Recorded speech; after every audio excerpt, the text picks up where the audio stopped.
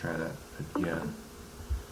I don't believe I did that correctly. Let me try that one more time.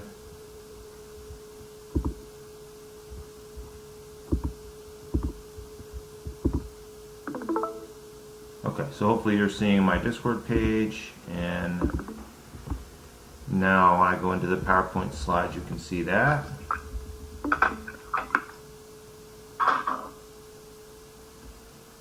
And for some reason the red color seems a little loud in my opinion, so I'm going to be writing in blue here.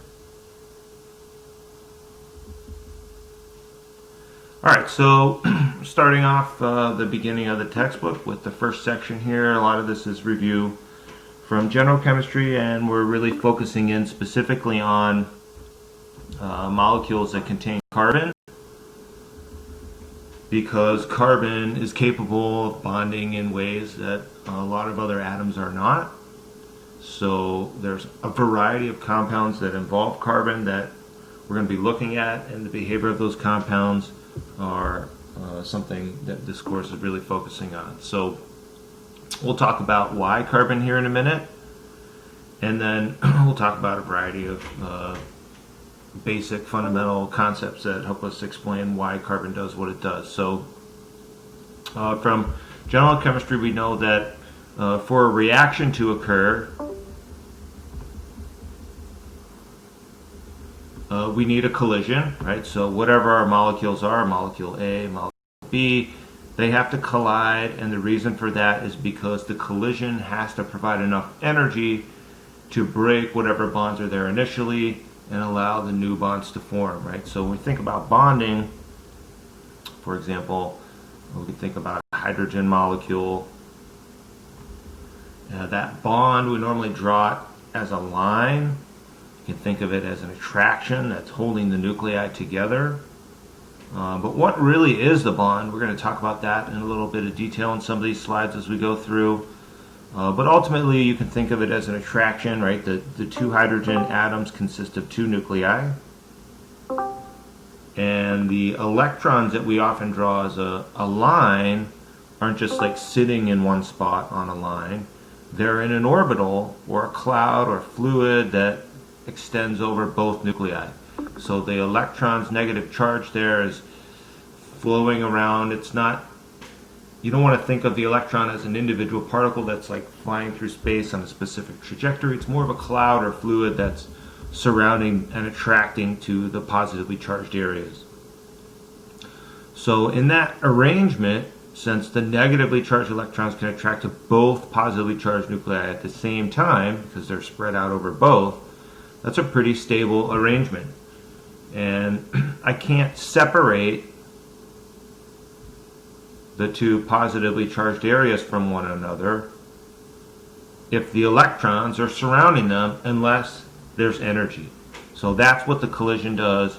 It supplies the energy necessary to break up that initial attraction between the electrons and the positive charge. So if this molecule is flying through space and it collides with something hard enough, that collision may have the energy necessary to break that bond, and then I would go back to having a single atom with an electron around it, and that electron still acts as a fluid in an orbital, but now it's only surrounding one positive charge, so it's not as stable. And then if there's some other element nearby, maybe it has more protons, like an oxygen. An oxygen has 8 protons. And if that oxygen doesn't have a full cloud of electrons, then the electron and the hydrogen and the electron and the oxygen, they might form a bond.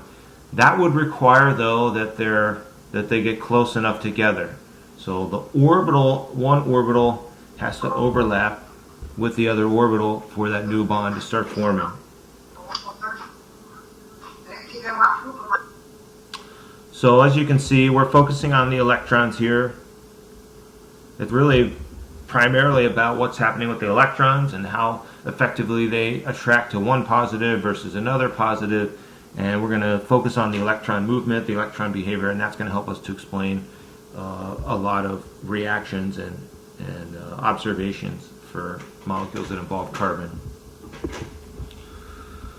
So as we were saying, to distinguish between organic chemistry and any other area of chemistry, organic chemistry is all about reactions that involve carbon. And if you look at where carbon is on the periodic table, it doesn't look like it's necessarily in a special spot or anything like that, but carbon is pretty special. It's in the second energy level, so its valence electrons are in n equals 2. Right? It has 2 electrons in the first energy level. It has 2 electrons in the 2s of the second energy level, and 2 electrons in the 2p of the second energy level. Those electrons are all pretty close to the nucleus, so that makes carbon able to hold on to its electrons pretty strongly and attract them in, right? As opposed to silicon, which is right below carbon on the periodic table, where its outer electrons, well, if you look at its electron configuration, it's got electrons all the way out to the third energy level. So it has 4 valence electrons, just like carbon has 4 valence electrons, but silicon's electrons are in the third energy level. So it doesn't attract them as strongly, and that's because of shielding, right? So if you remember from Gen Chem, we said if there's already layers of negative charge around an atom, the more layers of negative charge there are, the less that outer layer of negative charge is attracted to the positive charge in the nucleus. That's what shielding is. The negative charges in between repel the outer negative charge, so it's not effectively attracted to the nucleus. So what that means is if silicon is going to bond to, say, hydrogen or oxygen or nitrogen or any of the elements that carbon commonly bonds with, the bonds are not going to be very strong. So hydrogen would have to come in here. It would have to come closer and overlap its first energy level with silicon's third energy level. But the electrons here that would be shared over both atoms can't get very close to the silicon nucleus, so that bond is weak. It doesn't take a very strong collision to break the electrons away from the silicon and break the bond if those electrons aren't held very tightly. So one advantage that carbon has, and why it's so important in chemistry and why it's so prolific in making so many different bonds with other atoms, is that it can form fairly strong bonds. The carbon-hydrogen bond, very common, carbon-oxygen, carbon-nitrogen, carbon-chlorine, fluorine. So these atoms can get close. The electrons are shared around both atoms, and since there isn't a lot of other electrons in the way, those electrons get held in pretty tightly and those bonds are relatively strong. So carbon is good at forming relatively strong bonds, and that means it can form bonds with a variety of atoms. What also makes carbon special is that it can form up to 4 bonds.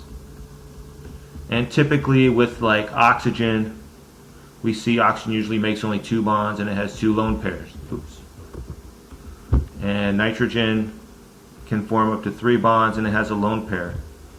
So you want to be thinking about why is it that carbon typically forms 4 bonds? And since it does form 4 bonds, the types of architectures and structures that can be made when carbon bonds with other carbons, it can make double bonds, it can bond with hydrogen, it can bond with oxygen, it can bond with chlorine. So you can start to imagine that these structures can get really complicated, and the properties will be specific depending on which atoms are involved and the type of bonding that's present. But because these carbons can really infinitely almost bond with other carbons, you could imagine continuing the shape of this structure. Oops, what happened there? You can imagine continuing the shape of the structure indefinitely to make something really complex. So what makes organic compounds so important is that there are so many of them. And because there are so many, they're very relevant in our modern world. One area where carbon-containing compounds are very relevant is pharmaceuticals. Pharmaceuticals almost always contain some carbons. Almost any drug you would take is going to be somewhat carbon-based, and that also is similar to how carbon is involved in biomolecules. So almost every relevant biological molecule has some carbon involved. And that's what allows life to exist as it does, because you need these complicated molecules replicating themselves and catalyzing reactions and metabolism and all of the important reactions that allow organisms to survive revolve around carbon-containing molecules. And then in industry, because carbon can bond with other atoms so effectively, you get specialty molecules like colored dyes and perfumes and all these different types of molecules that have different properties depending on how many carbons are there and how they're bonded and what other elements they're bonded to. So if we want to be able to control these molecules, that's where organic chemistry comes in. So instead of just looking at what are all the things that already exist, we want to be able to take molecules that exist that involve carbon and control their reactions with one another to control what atoms are present, how they're bonded, in order to create molecules that have properties that we're interested in, right? So that's kind of giving you a lead into what the point of this class is and what's important about carbon. So we know from general chemistry early on, chemists assumed that a compound's formula would define it. So if I have in my formula, say 1 carbon and 4 hydrogens, that defines this molecule as methane. And the structure of methane has the carbon bonded to 4 hydrogens, has a specific 3-dimensional shape. Talk about that a little later. But there's only one way to draw methane, right? I can't draw the hydrogen in the middle and then put the other hydrogens bonded to that. That doesn't make sense, right? Because hydrogen only has 1 proton, and 1 positive charge is not capable of attracting so many electrons around it in an effective way, right? So we know from our experience drawing Lewis structures that there's only so many ways these things can be connected that will actually be stable. But once you get a couple carbons, more than 2 or 3 carbons, or you throw in other elements like oxygen, the compound's formula is not enough to define the compound, right? So here's an example on the bottom half of the slide that illustrates that. If my formula has 2 carbons, 6 hydrogens, and 1 oxygen, there are a couple different ways that those numbers of elements could be bonded together that would create different structures. And one of those is called dimethyl ether, and one is called ethanol. And the difference is, in the ether, the oxygen is bonded to 2 carbons, and then in the ethanol, the oxygen is bonded to a carbon and a hydrogen. So why do I care? Well, they have different properties. Obviously here, you can see they have different boiling points because they have different polarities. But they also have different effects if you were to consume them biologically. This one is capable of hydrogen bonding, right, with a large electronegativity difference between the oxygen and the hydrogen. I have these large partial charges here, and that sets the molecule up to attract other molecules effectively, so they would have different solubilities as a result of that, as well as their different boiling points. So what is the term we use to describe substances that have the same formula because they have the same number of each element, but are actually different identities because the way that the atoms are connected 3-dimensionally is different?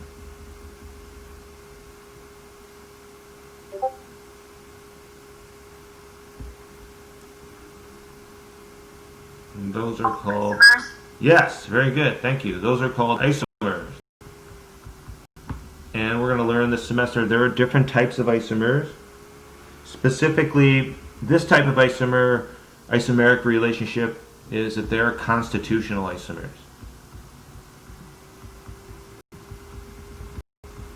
So constitutional isomers are different from one another, where you would have to break a bond in one and then move that atom over here, and so by breaking a bond and then forming it in a different location, you make, on a different atom, you make a constitutional isomer. So that could, in this particular case, I'd have to break multiple bonds, right? I'd have to break this carbon off of the oxygen, move it over here and connect it to that carbon, break this hydrogen off, and then move it to the oxygen, and then I would have the ethanol structure. So as long as I have to cleave one covalent bond and then take at least one atom and connect it to a different atom in the structure, that's how I convert a molecule into a constitutional isomer of that structure. So if I ask you to draw constitutional isomers, they have to be different in their constitutions, or different in how the atoms are connected, or which atoms are connected to which other atoms in the structure. And when you do that, you create molecules with different properties.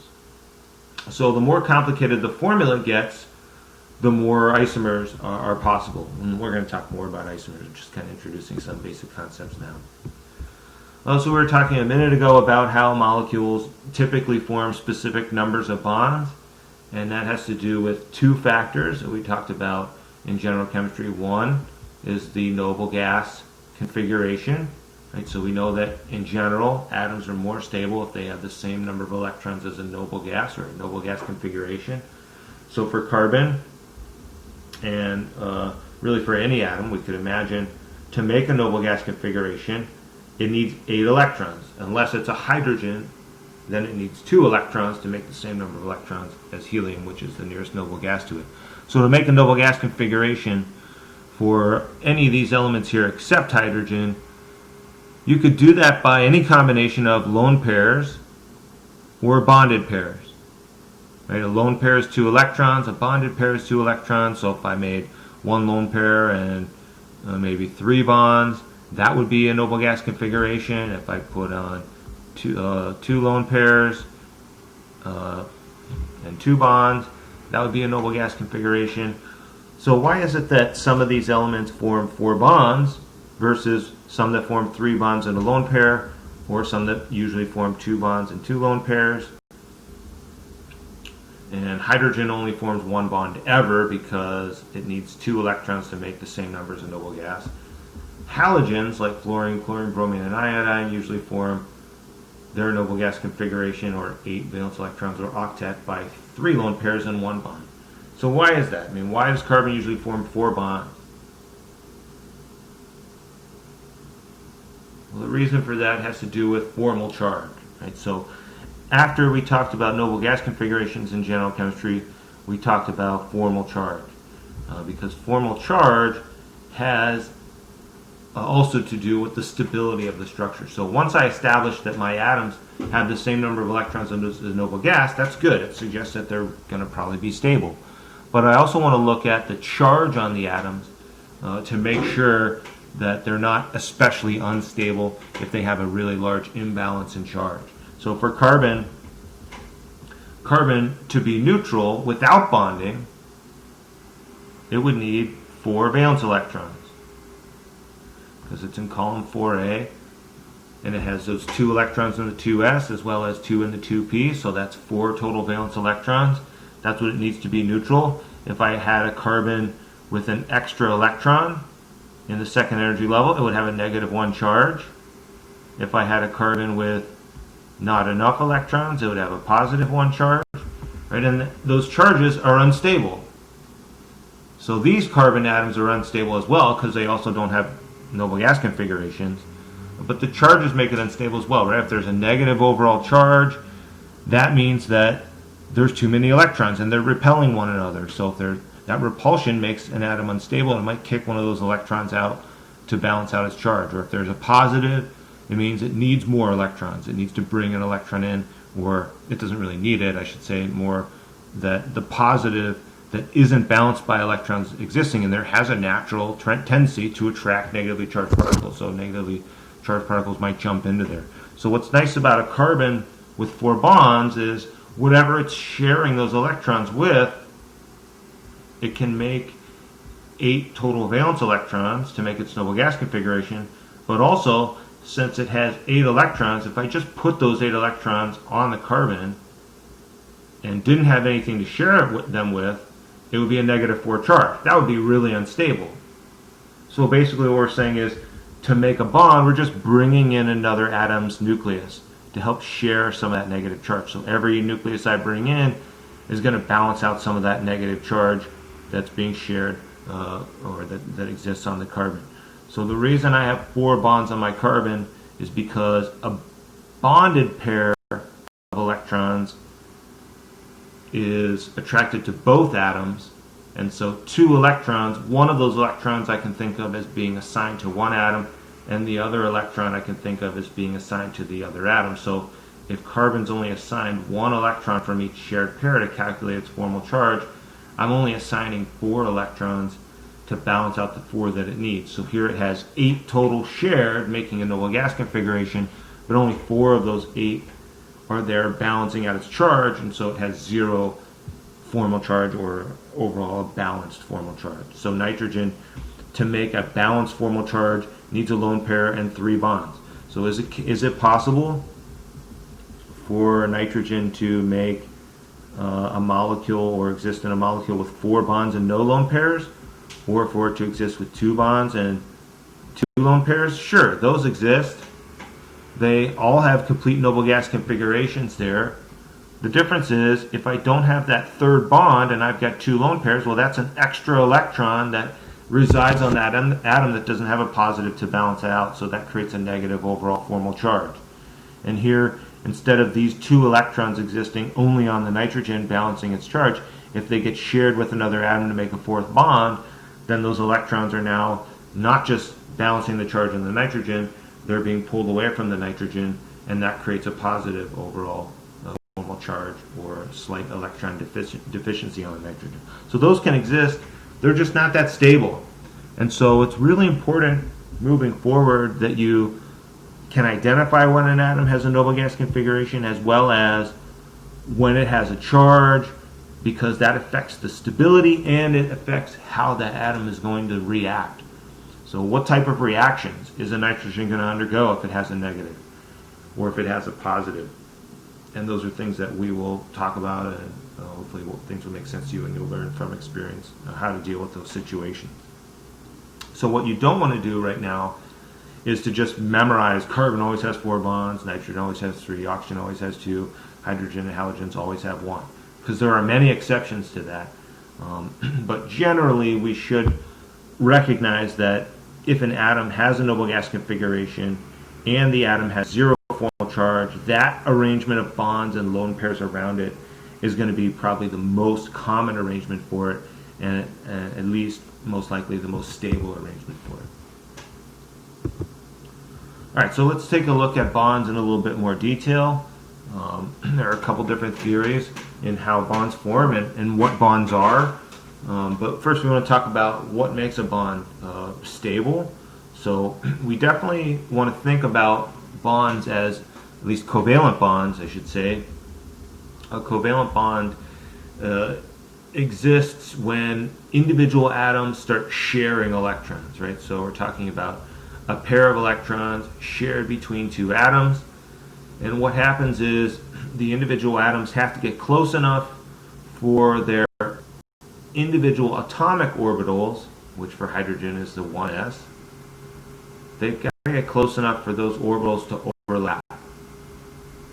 So the 1s of each hydrogen is going to overlap, and that's going to create a new orbital where the electrons exist over both atoms simultaneously. So now the negatively charged electrons can attract to both positively charged nuclei.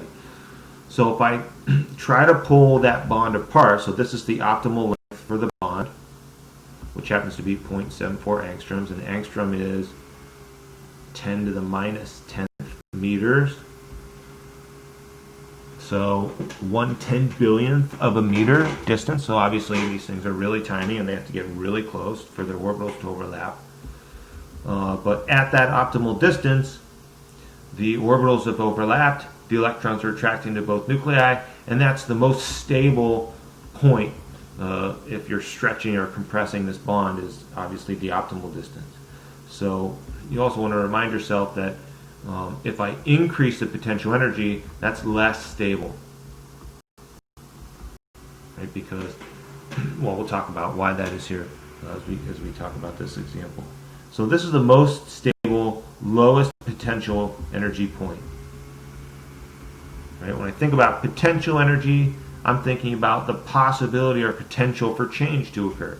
So if the particles that are present, the 2 protons and 2 electrons, are arranged in a way that's the most stable arrangement, there isn't really much potential for anything to happen, right? This can't really do anything on its own if these electrons are surrounding both nuclei and they're attracting to both nuclei effectively.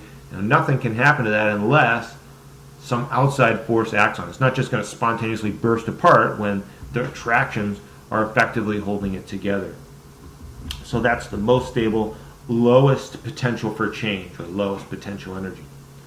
So if this molecule undergoes a collision, that collision, the energy of the collision might cause the bond to stretch, and as the bond gets longer and longer and eventually breaks, the potential energy increases. Why does the potential energy go up? Because now there's the potential for the bond to reform, or the potential for a different bond to form. So the potential exists here when the particles are not as stable as they can be. Right? So when I break that bond or go back to the individual atoms that are separated, if there's no orbital overlap because they're not close enough, then the electron can only surround one atom at a time. It can only form one attraction, rather than the electron attracting to both nuclei when they get closer.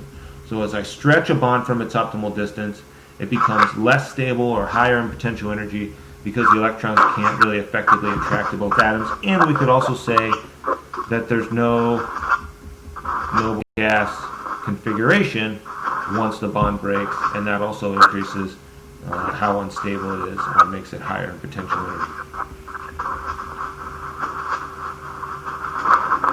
So I'm hearing a lot of sound right now. If someone unmuted themselves and isn't speaking, if you could please mute yourself again, unless you want to ask a question. Thank you. So what about the potential energy when the bond shrinks? When the bond... Yes. Could you repeat what you said when the noise was going? I couldn't really hear it. Oh, yeah. Sorry about that. So what I was saying was, in addition to the electron only being able to attract one nucleus, that makes it less stable than it was in the bond and higher in potential energy than it was in the bond.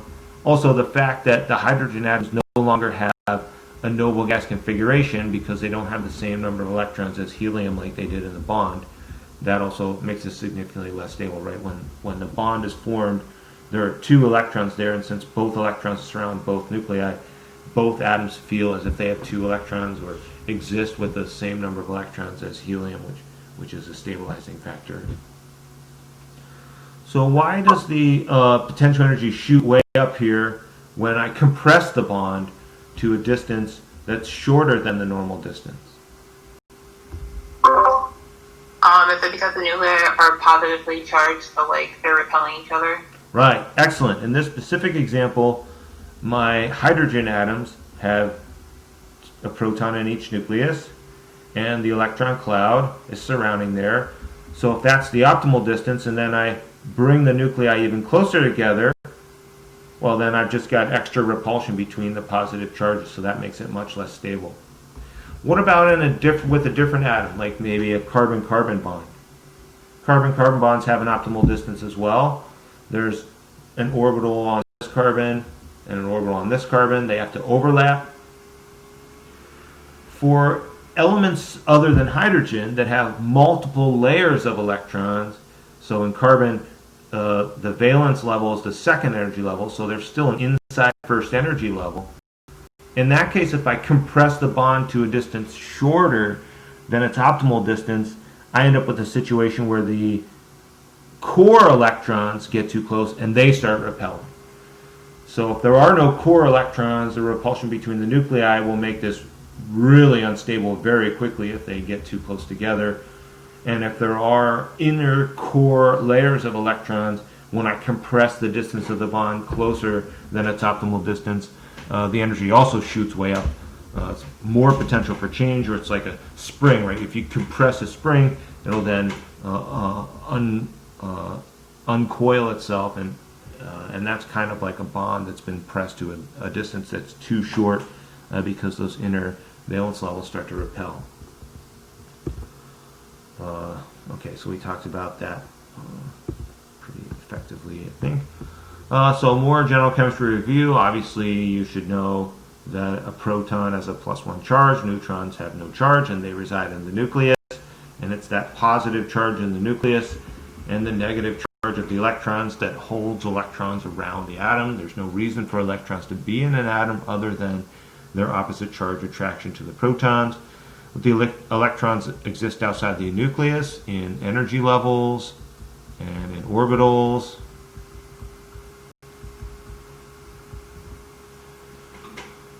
Where the electrons exist has a big impact on the behavior of the molecules, right? We just talked about it. The electrons exist close to the nucleus, that's stable. If they're pulled away from the nucleus, that's unstable.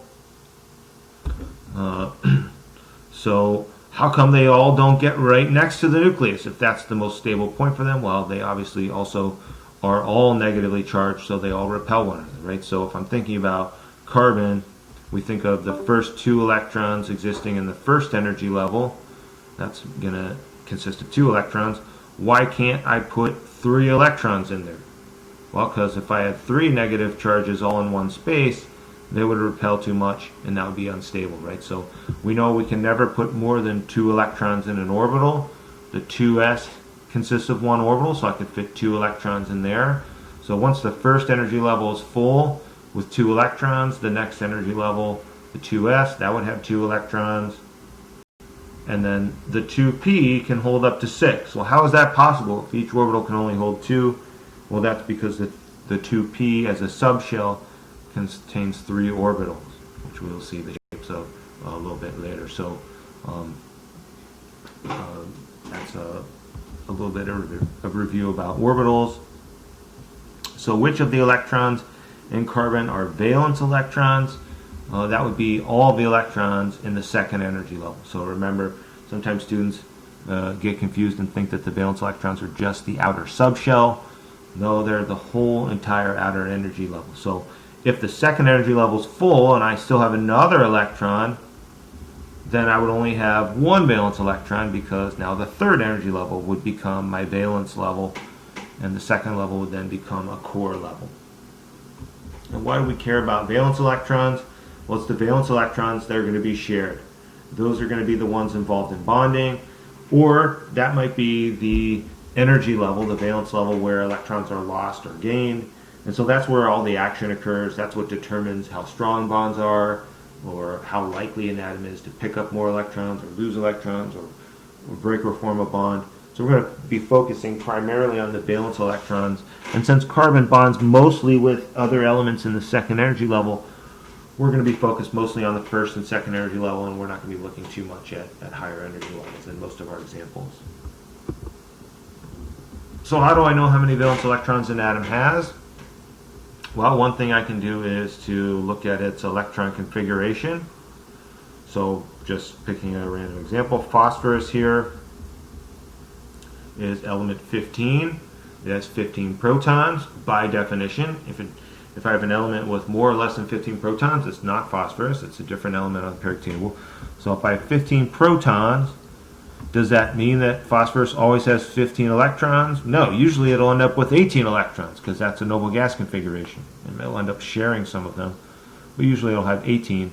But if I'm talking about an individual phosphorus atom with no charge, that's neutral overall, then it would have to have 15 electrons to balance out the 15 protons.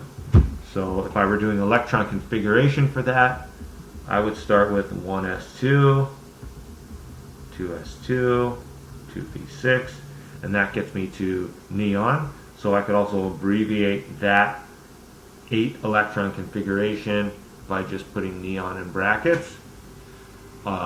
That's only 8 electrons, obviously. To get 15 total, I have to keep going. So I do 3s1, 3s2, 3p3. That gets me to 13. Wait a second. Oh no, I miscounted. Sorry, this is 10 electrons. 10 electrons for neon. Obviously, neon has 10 electrons, and then 5 more gets me to 15 total electrons. So that would be the electron configuration for phosphorus. 1s2, 2s2, 2p6, 3s2, 3p3. And as we were just saying, the valence electrons are all the electrons in the outer energy level. So there are 5 valence electrons in phosphorus if it's neutral and it's not bonded to anything. And that also happens to correspond with the number at the top of the column. So depending on the periodic table you're looking at, you might see these counted 1, 2, and then the inner transition metals might be counted 3, 4, 5, 6, 7, 8, 9, 10, etc. And then these would be continuing with 13, 14, 15, 16, 17, 18. So that doesn't necessarily tell you how many valence electrons there are. But if you exclude the transition metals and just count across the main group elements, the group A elements, just number across the top of your periodic table, any element in column 6A is going to have 6 valence electrons if it's neutral and it's not bonded to anything. So that's going to allow us now to start drawing Lewis structures, because our Lewis structures have to have the correct total number of electrons. So if I give you a formula, like for example NH3, this particular textbook kind of, I think, oversimplifies things a little bit. So what I would recommend that you do is first look at the number of valence electrons and maybe draw them in as dots, or just put how many there are. Add that up as a total. So I've got 1, 2, 3, 4, 5, 6, 7, 8 total valence electrons when I have 1 nitrogen and 3 hydrogen. And then I know that if this is a molecule, at the very least, the nitrogen and hydrogens have to be sharing a pair of electrons. Hydrogen can never have a double bond, or share more than one pair, or make more than one bond, or ever have a lone pair and a bond, because it can only hold 2 electrons to make its noble gas configuration. So that includes 2, 4, 6 electrons in the bond. So to make a total of 8, I need my lone pair there. And by putting a lone pair there, I complete the noble gas configuration on the nitrogen. I include all 8 valence electrons, and so that's my Lewis structure. I can draw a line here, or I can draw 2 dots. It's the same thing. It's a bond either way. Right? So I make an octet or a noble gas configuration for nitrogen and for hydrogen, because hydrogen needs 2 to make the same number as helium, and that's my Lewis structure. Right? So these are simple. This is a simple example, and you've practiced more challenging examples in general chemistry, but we'll look at one here, and then there's some practice for you to do for the quiz that's due Tuesday before lecture, the day 2 quiz assignment, and I will give you feedback on that, see how you're working with that, and try to help you with the details if you're making mistakes there. So in this example, I've got 2 carbons and a hydrogen, so I know my carbons are in column 4A on the periodic table, so they'll each bring in 4 valence electrons, and each of my 2 hydrogens brings in 1 valence electron. So in total I've got 4, 8, 9, 10. I've got 10 total valence electrons, and I always want to write that total number of valence electrons down so that I can double check my structure in the end to make sure I did put in the correct number of valence electrons. So how do I know how to connect these? Well, with a simple structure like this, I know there's no way to put the hydrogen between carbons, because hydrogen can only ever have 1 bond. So I know for sure that the 2 carbons are going to have to be bonded to one another. And then I've got the possibility of putting a hydrogen on each, which is probably interesting because generally things often come out to be symmetrical, but not always. So I also want to at least consider the possibility that both hydrogens might be on the same carbon. Then I want to count up the total number of valence electrons that we determined was 10 and start putting those in as lone pairs. So right now in both of these structures I've put in 3 bonds, 2, 4, 6 electrons, 2, 4, 6 electrons. So I've got 6 electrons used out of 10 total. I only have 4 more valence electrons to put in, so I could think about in this structure, I could think about putting on both on the carbon, or I could have put 1 on that carbon and 1 on the other carbon. Here I could put them both on 1 carbon or divvy them up.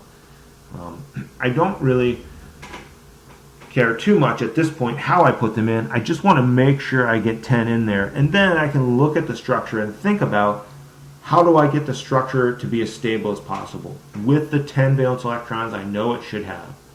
So in this case, if I look at this carbon here, it's already got 3 bonds. So it's got 2, 4, 6. It needs 8 total electrons to make a noble gas configuration, or 2 more.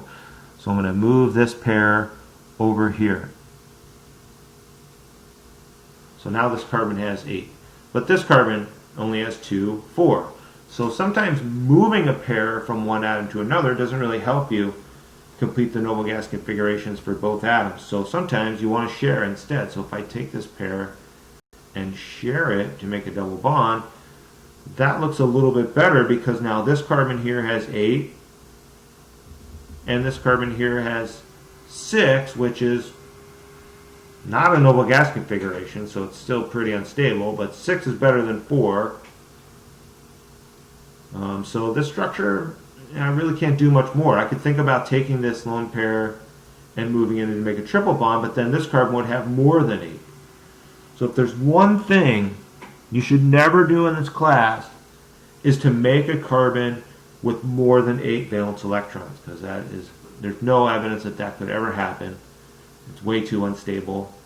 So I definitely would be crossing this out or erasing it as a reasonable Lewis structure, because there's no way to make both carbons noble gas configurations in this structure the way I started off connecting things. So in this particular case, I have to look at a different arrangement. So there's usually trial and error involved when you're drawing Lewis structures. Sometimes you got to rearrange things. Sometimes it's just rearranging the electrons that are already there once you have the correct total number. Sometimes you got to move the atoms around or consider a different skeletal structure like we're doing here. So in this case, if I put one hydrogen on each carbon, well then this carbon, if I put both lone pairs on it, has a total of 8. But as we said earlier, to be as stable as possible, carbon not only needs 8 valence electrons to make its noble gas configuration, it also needs them to be in the form of 4 bonds and 0 lone pairs, so it doesn't carry an extra formal charge, which this one would. So to avoid that, and also to give the other carbon 8, because it only has 4 at the moment, to make its noble gas, I would move these electron pairs into here, and now I have the most stable structure I can draw. So this carbon has 8, including 4 pairs shared, and this carbon has 8, including 4 pairs shared, and that completes both carbons' noble gas configurations. The hydrogens and noble gas configurations are always complete if they have exactly 1 bond, and there's no formal charge here, which we'll show how to calculate here on the next few slides. So as we were saying, once you draw a Lewis structure, you want to make sure all the atoms have noble gas configurations. That probably is the most stable arrangement. There aren't many exceptions to that for the most stable arrangement, although there are some that we might see as the semester progresses. But we also want to calculate the formal charge, because that also has an effect on stability, right? So how does formal charge affect stability? We can say the more balanced the charge,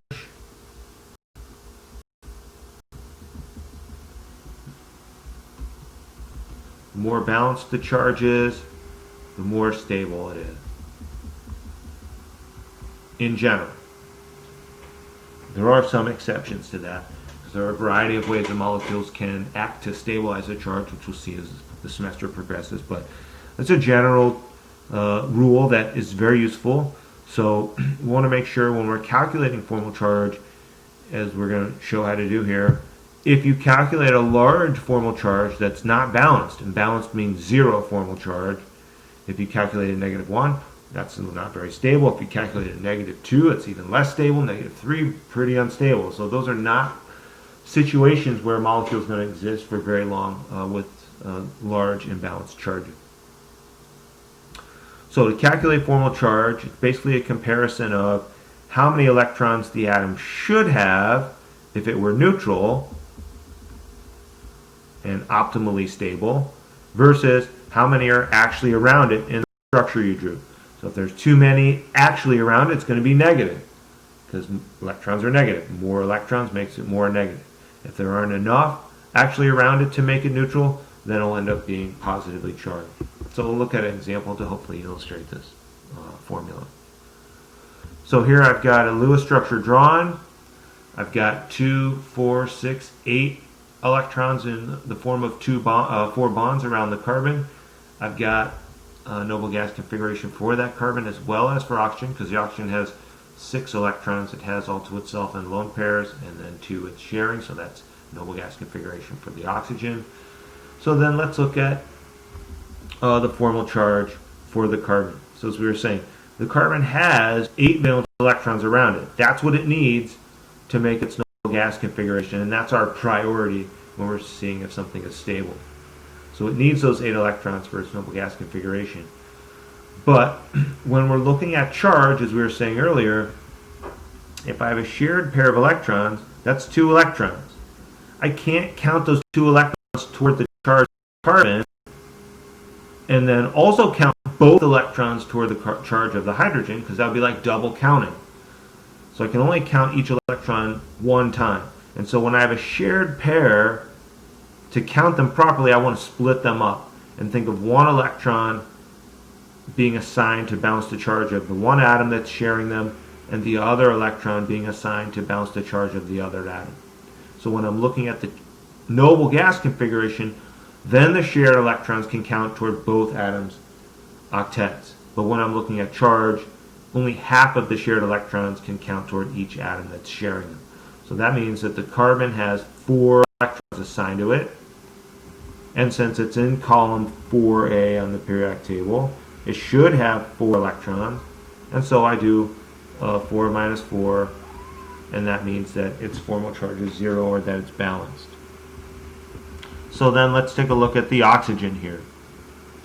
Right, so we know oxygen should have 6 valence electrons because it's in column 6A on the periodic table.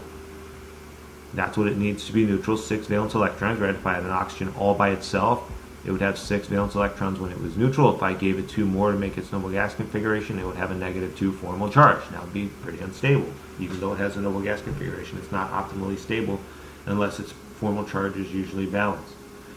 So this oxygen in the structure, though, has 7 assigned to it, right? It's got 8 total to make its noble gas configuration, but since 2 of those are shared, when I think about the shared electrons, only 1 of the 2 is going to count toward the oxygen, and so when I count up all the electrons that are actually assigned to that oxygen, it's 7 electrons. So because it should have 6, but actually it has 7, I want to subtract the number it actually has, right? Because electrons are negatively charged particles / waves.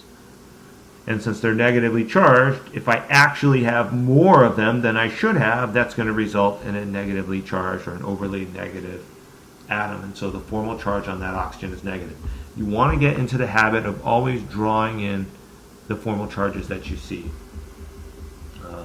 because that's a sign about how the structure is going to react. If I have this structure in solution, it's bouncing around, this negative formal charge really determines what it's going to do. Is it going to gain electrons? No, it already has enough electrons to make it 2 negative. So what is it going to do? Is it going to lose an electron? If this molecule's interacting with other molecules, is one of the electrons going to pop off? Well, that's not very likely either, because then it wouldn't have the 8 it needs to make its noble gas configuration. So what is this oxygen going to do in a reaction typically?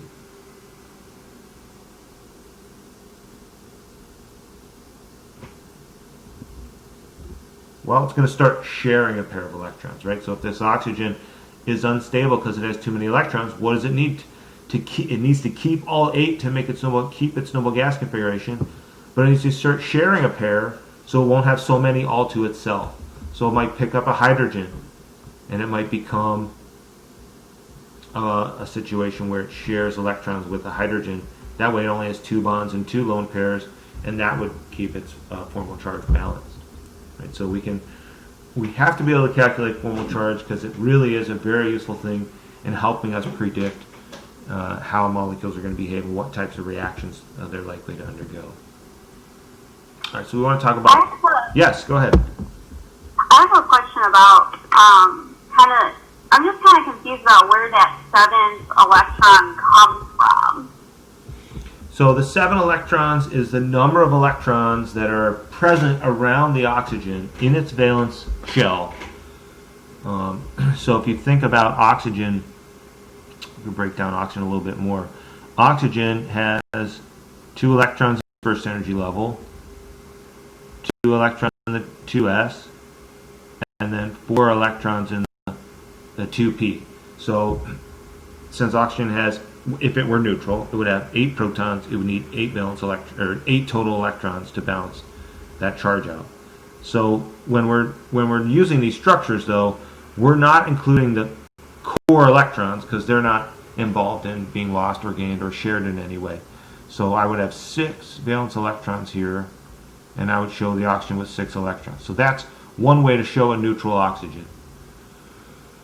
But in this structure, the oxygen is sharing, so it has 6 all to itself, but it's also sharing a pair. So as we were saying, anytime a pair is shared, only one of those shared electrons we're going to count toward the charge of the oxygen, and the other shared electron we're going to count toward the charge of the carbon.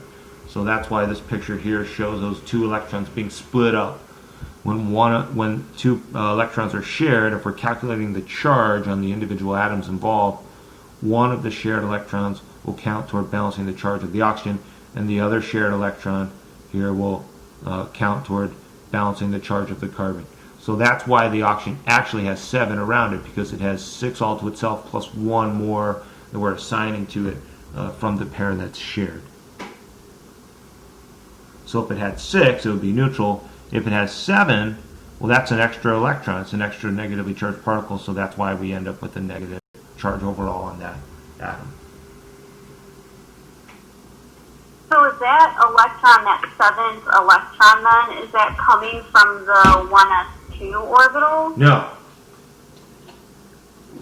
Good question, but yeah, the 1s2 is really not part of the analysis. So because those are core electrons, we just, I mean, a lot of these atoms have layers and layers and layers of core electrons, and if we had to factor all those in all the time, it would be too much addition, so we want to avoid most of that math. So that's why we're just focusing on the valence electrons. So if the oxygen has 6 valence electrons, it's neutral. If it has 6 valence electrons, which are the ones we show with dots, we don't even show the 1s electrons with dots because they're not valence electrons. So if we're just looking at the valence electrons here, if we only had 6, well, that would be neutral. But the 7th valence electron, beyond the 1s2, 2s2, 2p4, that 7th electron that's in the valence level, that's what gives its extra negative charge, because it has 6 in the second energy level plus 2 in the first energy level, and that balances out the charge. But that extra 7th electron that comes from the bond or the shared pair, that's what's giving it its extra negative charge.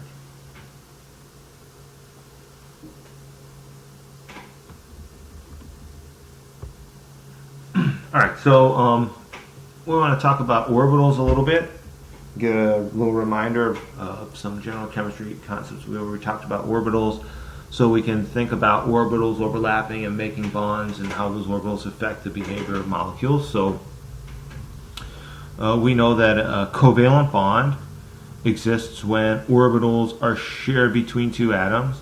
Electrons are shared between 2 atoms, and that creates what we call a molecular orbital.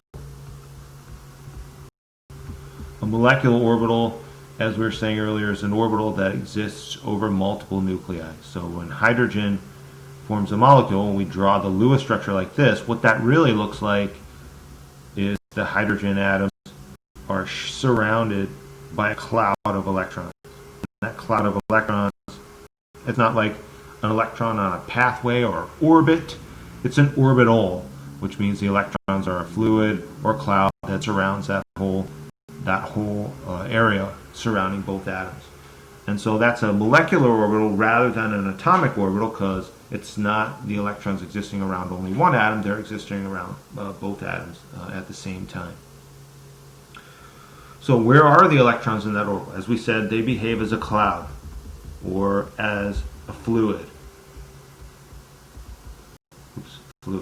They're not static, they're not sitting somewhere, they're not really behaving as particles, right? We know they behave as this wave of negative charge, and waves have mathematical equations, right? So if you remember from general chemistry, talked about the Schrodinger equation and other mathematical equations that represent mathematically waves, right? So when you look at the shapes of an orbital, that comes from those mathematical wave equations and looking at those three-dimensional pictures that result from that.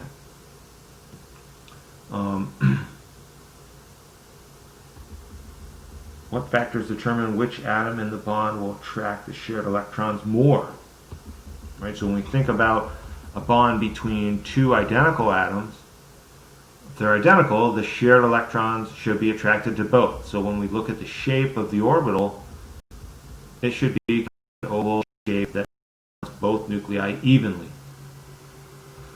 What if I have a situation where hydrogen's bonding to a different element, like oxygen in water? Right? We know that oxygen's more electronegative than hydrogen from general chemistry. But why is it more electronegative? Well, it's because there are a lot more protons in the nucleus of the oxygen to attract the negatively charged electrons over there. So we might represent that by kind of an arrow. We might represent that by showing partial charges on the two atoms. After the electrons shift over here, they bring with them their negative charge, creating more negative on one side than the other. But if we wanted to look at the orbital, it might look something like this, where instead of the cloud of electrons surrounding both evenly, it's going to be pretty lopsided. It's going to mostly surround the oxygen. And so that really helps to give you a visual explanation for why these partial charges here exist the way they do. You have more negative around one side because all the electrons have shifted to that side because of their strong attraction to the 8 protons in the nucleus of the oxygen versus only the 1 proton of the hydrogen pulling them in the opposite direction. And so in this class, it's very visual. You want to get used to thinking about these things. You want to create mental pictures in your mind of the visual things that we're talking about as much as possible. So as we were saying, covalent bonds can be polar or nonpolar. The vast majority of covalent bonds are polar, almost all of them, because most of the time elements bond with different elements. And that creates a situation where the electronegativities aren't the same, right? So for example, if carbon and nitrogen bond, the electrons aren't shared evenly between there. The nitrogen's electronegativity is higher than the carbon, right? That's because nitrogen has more protons than carbon has. So the cloud of electrons is going to be a little bit more centered around the nitrogen, and that side is going to be a little bit more negative, leaving the positive nucleus of the carbon slightly exposed. What about oxygen versus sulfur? Well, oxygen has 8 protons, and sulfur has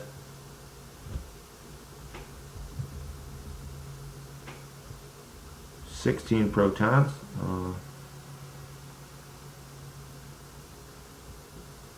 Get rid of this.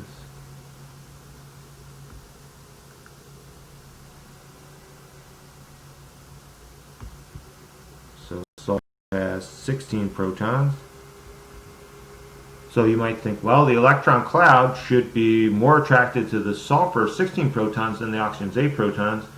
But when you look at the electronegativity values, the larger the value, the more the atom attracts electrons. So this tells me that sulfur doesn't really attract electrons very strongly compared to oxygen. And again, electronegativity is about attracting shared electrons. So why do these shared electrons shift over and spend a lot more time around the oxygen than around the sulfur? And that has to do with shielding, right? So it's not always just about whichever has more protons to attract the electrons. It's also about shielding, right? So oxygen only has the 1s around its 8 protons. Sulfur has 16 protons, but it has the 1s and the 2s and the 2p. And so the third energy level of sulfur overlapping with the second energy level of the oxygen is going to create this molecular orbital And even though the sulfur has more positive to attract the electrons in, there's all these other layers of electrons in the way. And that kind of repels the shared electrons. So that's why the shared electrons are more around the oxygen than the sulfur. And that's why you get more negative on that end, more positive on the other end. Right? So we don't necessarily have to do that analysis every time. We can look at the values that are listed for electronegativity to see which atom in a bond is going to attract electrons more effectively than the other. Right? So this is, again, stuff we did in general chemistry. Right? So if two atoms are identical, they should share the electrons evenly. I don't have a polarity, so that's going to be a non-polar bond. If one atom's more electronegative than the other, in this case the oxygen had 3.5 versus the carbon's 2.5, it's a pretty big difference on a scale that only goes from 0 to 4. One full electronegativity unit difference. And I'm going to create a negative side and a positive side. So this arrow can be used to represent that, where the tail of the arrow kind of looks like a positive sign, indicating that's the positive side. Or you can just use the partial positive, negative symbols there to communicate which side of the bond is positive and which side is negative. In the case of carbon versus lithium, if we look at the electronegativity of lithium, it's only 1.0. So here I've got 2.5 versus 1.0. So that's why carbon, because it has more protons in its nucleus, is much better at attracting the shared electrons than the lithium. So they'll shift almost exclusively to that side. So we could also compare that to, say, fluorine, hydrogen. So if we look at the electronegativity of fluorine, it's 4.0. Hydrogen's 2.1.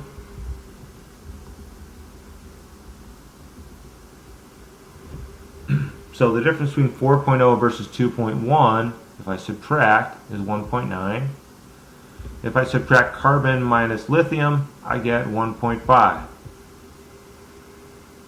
So all too often textbooks focus on the electronegativity difference to explain why some bonds are covalent and other bonds are ionic.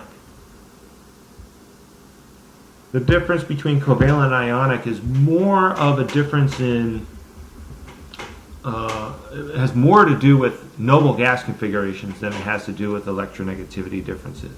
Right, so I want to explain that. Right, so this is a massive electronegativity difference. 4.0 versus 2.1 on a scale that only goes to 4, that's half the whole scale. So this is going to be a very polar covalent bond with almost a full negative on one side and almost a full positive on the other side. But it's still going to be sharing the electrons. So I might have a situation where the orbital shape is so skewed toward the fluorine versus the hydrogen. All the electrons exist almost always around the fluorine because its protons attract them in. But it still has to cover both atoms because the hydrogen needs that shared electron pair around it to make the same number of electrons as a noble gas. In the case of the carbon-lithium bond, because even though the electronegativity difference isn't that great, because the lithium really can't have those electrons around it and still make a noble gas configuration, it has to allow the electrons to exist almost exclusively on the carbon. So this is a more ionic bond. It's ionic because in order for the lithium to make its noble gas configuration, it can't have any electrons in its second energy level. It has 2 total electrons in the first energy level. That gives it the same number of electrons as helium. That completes its noble gas configuration. And so if this carbon were to try to share electrons around the lithium, it wouldn't have the same number as a noble gas anymore, and that would make the lithium unstable. So what we're noticing here is kind of a cutoff where the ionic ones involve a metal. And if that metal were to share electrons with another atom, it wouldn't have a noble gas configuration. So typically that metal will exclude those electrons from its outer energy level, make its noble gas configuration, and then those electrons will exist to complete the noble gas configuration of the other atom. And so they're not really sharing electrons effectively if the sharing itself would ruin the noble gas configuration for one of the atoms. Again, over here, it's only going to be nonpolar if the atoms sharing the electrons are identical. Anytime there's even a small electronegativity difference between the atoms, 2.5 versus 2.1, 3.0 versus 2.1, 2.5 versus 3.5. Any small electronegativity difference is going to create some degree of polarity, and that's going to affect the molecule's behavior and properties. So can a bond have both covalent and ionic character? Yes. That seems weird, because covalent and ionic are the opposite, right? We know covalent involves electrons being shared between two atoms. Ionic involves the electrons existing only around one atom, and it creates full charges because they're not sharing. So how can a bond be both when these are totally different things? Well, I don't really have a good explanation for that other than to say that some bonds, like that carbon-lithium bond, are an example of this. So we can think of the carbon-lithium bond as being ionic in part. So if the carbon had 3 bonds in a lone pair, it would be negative. That would make its noble gas configuration. So I'll just put hydrogens here just so something is there.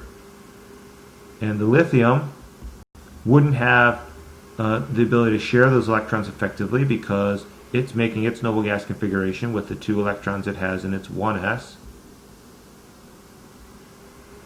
And that gives it a positive overall charge because it's 3 protons and only 2 total electrons. So that's how I would draw it if I were thinking of it as being ionic. But as we were saying earlier, the formal charge on this carbon makes it unstable. So if we think about an element like carbon with only 6 protons that has assigned to it 1, 2, and then from each bond only 1 since they're being shared, 3, 4, 5, it's only got, oh, I'm sorry, I shouldn't count it up that way. Let me retract that statement and start over with that. Right, we're thinking about the negative charge here. This atom should, well, I want to talk about the charge ratio. So let me clarify that. The carbon does have 6 protons. It has 2 electrons in its 1s, which aren't shown here. So I'll just put those in here. So these are the 2s, the 2 electrons in the 1s. So that's 2. And then it's got 2 out in the second energy level, and then 1 from each shared pair. So that's 2, 4, 5 shared pair, 6 shared pair, and 7. So that's 7 total electrons balancing out the 6 protons. So there's an extra negative. So if I think about the ratio of negative to positive, 7 to 6 is pretty close to a 1-to-1 ratio, but it's really not that close. If I had, say, like 36 electrons and 35 protons, if I divide that and get the ratio, that ratio is much closer to 1 than this ratio. So having an extra electron doesn't make it very unstable when I've got lots of protons, because 1 extra electron doesn't really create that much of an imbalance. But when I don't have very many protons, the fewer protons I have, the more of a ratio of imbalance is created if I put an extra electron in there. So the smaller the atom, the more the extra electron is going to make it unstable. And so generally small atoms with an extra formal charge are really pretty unstable. So this is a situation where I can think of the bond existing this way, but also there is some degree of sharing there. Because the carbon is so unstable with a formal negative, it will share its electrons a little bit around the lithium's nucleus, and that will balance out the charge, so there's not really so much charge. And now all I have is an electronegativity difference that's creating partial charges on those 2 atoms. So the reality is this bond exists kind of as both of these things at the same time.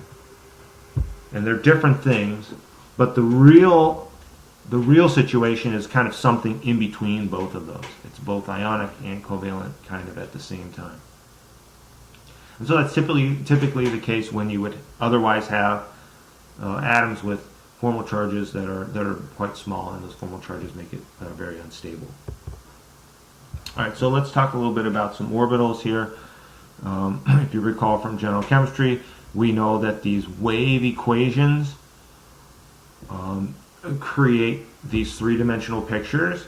So if you take these really complicated mathematical equations that we don't really have to worry about the math for luckily, and you plot that in 3 dimensions, you get these different shaped orbitals, right? So if this is the 1s, we know the 1s is spherical. It can hold up to 2 electrons, and when electrons are in there, they're behaving as a cloud or a fluid. The nucleus is like right in the center here. And so the electrons are attracted to that nucleus. The shape of the orbital is spherical because of the way the wave equation works out. Right? So the 1s is the simplest one. It's right around the nucleus, and the electrons get real close to that nucleus. We know that all of our s orbitals are spherically shaped. One nice thing about carbon and organic chemistry is there's not a lot of d or f orbitals involved. So we're not really going to have to review the shapes of those too much, but we know the s orbitals are spherical, and we know the p orbitals have this figure 8 type shape, or double lobe shape, where there's a plane or a node splitting the 2 areas of electron density from one another. What's also important moving forward to note about p orbitals is that mathematically, not in terms of the charge, but mathematically, there will always be a positive side and a negative side of the p orbital. So this is a mathematical sign, not a charge, right? All electrons are negatively charged. But as far as the wave is concerned, the mathematical value for this part of the wave is going to be the opposite from the mathematical value for the other part of the wave. We know that these pictures of orbitals represent 90% of the electron density. The other 10% is outside of that. And it kind of tapers off pretty quickly into very, very low probability of electron density much farther out. As we were saying, mathematically a wave can have a positive sign if you graph it, or a negative sign if it's below the axis. Just like a wave on Lake Erie, you know, if the lake were totally flat and then suddenly the wind picked up, the waves would be created, and some of the waves would be above where the lake was initially when it was flat, some would be below, so some have a positive value or altitude and some have a negative. Right, so when we think of these electrons as waves and we're creating equations to describe their behavior, some of the values for the equation will be positive and some negative. And that's going to affect things when the orbitals or waves overlap to make bonds. So that's what we're going to talk about in a couple of minutes here. So as we're saying, a typical p orbital in the second energy level, it has a node. That's a planar node. So you can think of that as a plane that splits the 2 areas of electron density. And there's a red area and a blue area. Those areas are identical as far as the electron density being split on either side of the node. But mathematically, the wave equation, which is represented with this Greek symbol, could be positive or negative. So what happens when 2 waves start overlapping is they add together, right? Just like adding 2 numbers together. And that's where the sign of the equation is relevant, because if I add 2 numbers that are both positive, I get a larger positive number. Or if I add 2 numbers that are both negative, I get a larger negative number. But obviously if I add a negative to a positive, then those values cancel out mathematically. And so electron density can be canceled out in areas where waves with opposite mathematical signs overlap. So a couple other orbitals just to remind you, there's the 2s. 2s orbital has a node. So in the 2s orbital, there's some electron density very close to the nucleus, represented in red here with the specific wave sign. Then there's a node in white. And the node is where there's no electron density. And then there's more electron density outside of that, represented in the blue. Right, so this is the 2s. This is not a picture of the 1s inside of the 2s. The 1s is here. It's a sphere of electron density surrounding the nucleus. So the 2s could be stacked on top of the 1s.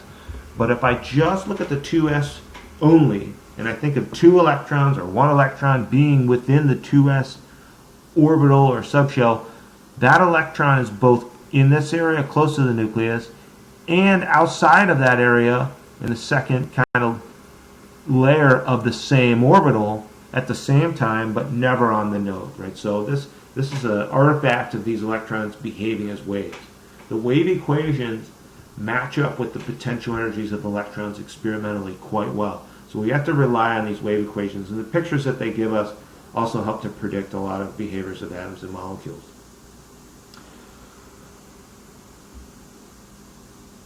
So why, let's just answer these questions. Why can't the 1s fit more than 2 electrons? Because they would repel and it would be too unstable. The 2s has one node. Where is it? It's this spherical, infinitesimally thin spherical layer separating two parts of the same 2s orbital from one another, where there's both electron density inside of the node and outside of the node at the same time. We were talking about p orbitals. Just review a little bit more about those from general chemistry. So we know that p orbitals, there's a 2p subshell, which could hold up to 6 electrons, and that's because it consists of 3 individual 2p orbitals. There's the 2p y, where the electron density sits mainly on the y-axis. There's the 2p z, where the electron density sits mainly on the z-axis of the coordinate system. And there's the 2px, where the electron density is mainly on the x-axis. So where are the nodes in each one of these? How would I describe the node in this 2py orbital? Would it be where the red meets the blue? Right, so is the node a point, or is it a line? This is the plane. Yes, very good, it's a plane. So in this case, the node is the plane created by the xy axes. So that we could call it the xz. We call it the xz plane. That's the node. It's that entire flat sheet or plane that's separating the two areas of electron density from one another. So if there's an electron in the 2py, it's in this area and it's in this area, but it's never on that plane separating those two areas from one another. In the 2px, the electron density is on the x-axis, so it's the yz plane that's the node. And then obviously in the 2pz, the electron is mainly on the z-axis. There's no electron density on the x-axis, there's no electron density on the y-axis, or anywhere where those axes intercept in that whole entire plane. So it's the xy plane that is the node in that instance. Alright, so that was mostly a review of what these orbitals look like. So after we talk about electron configurations a little bit more, we'll look at what happens when these orbitals start to overlap, and that's what molecular orbitals are. So each element, you should remember, can hold electrons in their energy levels and subshells. So hydrogen, so this next couple slides are all about elements that are neutral and not bonded. Non-bonded elements that are neutral have to have the same number of electrons as protons. If they're not being shared, those electrons are in orbitals that are just around that atom or in atomic orbitals. So these are all atomic orbitals. So we're just kind of setting things up here, giving some background so we can talk about what happens when these atomic orbitals overlap, with one atom overlapping with another atom to make covalent bonds in a little bit more detail. So obviously if there's only one electron, it's going to go into the first energy level right next to the nucleus. If there's two electrons, they'll both be in the same orbital because those two electrons want to get as close to the nucleus as possible. And as long as they have opposite spins, then there's a magnetic attraction between them that kind of overcomes the electronic repulsion, given that they're both negatively charged and negative charges repel one another. So that's why I can always fit two electrons in an orbital.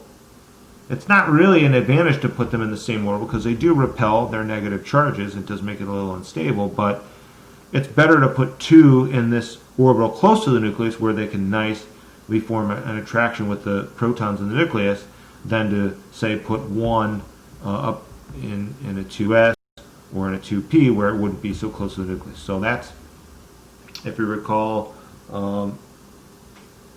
one of the rules for filling electrons into orbitals, where we want to fill up an energy level or subshell before we put electrons in the next energy level or subshell. So if I only have 2, I put them both in the 1s. For lithium, I've got 3 electrons, so once the 1s is full with 2, I can't put a third one in there. It would be too much repulsion, so then that has to go in the 2s. The next element, which would have 4 electrons, I fill up the 1s, I fill up the 2s. Once they're both full, if I had more, I would have to put them in the 2p. So for boron, that 1 electron goes in the 2p. Doesn't matter which of these 3 2p orbitals, the 2px, 2py, and 2pz, that electron goes in? No. It doesn't matter if it's spinning up or down? No. So this electron could have been drawn here, or it could have been drawn here, spinning down. It could have been drawn up or down in any one of these 3 orbitals. Either way, it's the same thing. Or I should say, the same energy.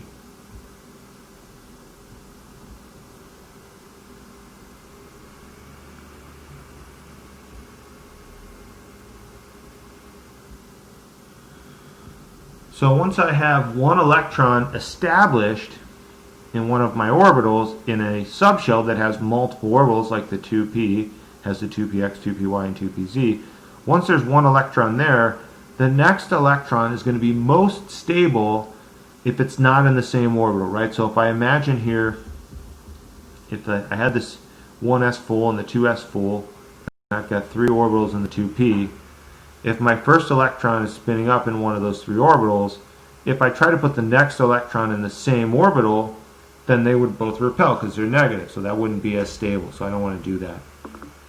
If my first electron were spinning down, I would put the next electron in one of these other orbitals to avoid repulsion, but I would put it in there with the same spin. So this organization or arrangement for electrons in the 2p is just as stable as the one up here where they're both spinning up. So I don't have to necessarily fill them in from left to right. I don't have to necessarily start them spinning up versus down. But once I put one in with a certain spin, the next electron has to go into another orbital with the same spin in the same subshell to make it as stable as possible. And I know they have the same spin because that creates a magnetic field that isn't canceled out. If they had opposite spins where maybe one was spinning down and the other was spinning up, then their magnetic fields would cancel and this element wouldn't have any magnetism associated with it. So because I know a neutral carbon atom is somewhat magnetic, it has to have 2 electrons in different orbitals spinning in the same direction, whether they're both up or both down. And then I put one more in, same pattern. I have to put them in a way where they're spinning in the same direction. And once I spread 1 electron out in each of these orbitals, if I have another electron to put in, well, then it has to match up with one that's already in there and cancel out its spin. So which element has a stronger attraction to a magnet, nitrogen or oxygen?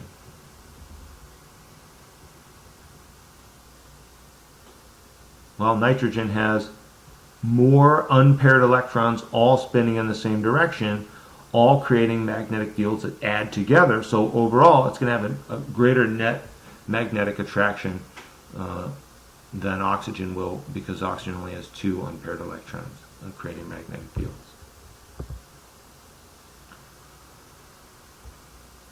What are the rules that govern the electrons, right? So we know we have to fill up a subshell before moving to the next subshell.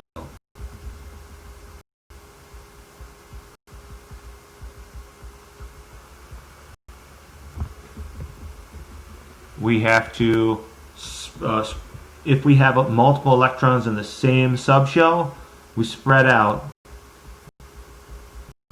electrons with the same spin in different orbitals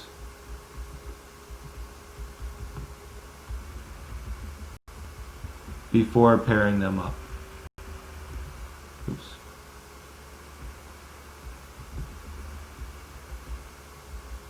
Any questions about any of that?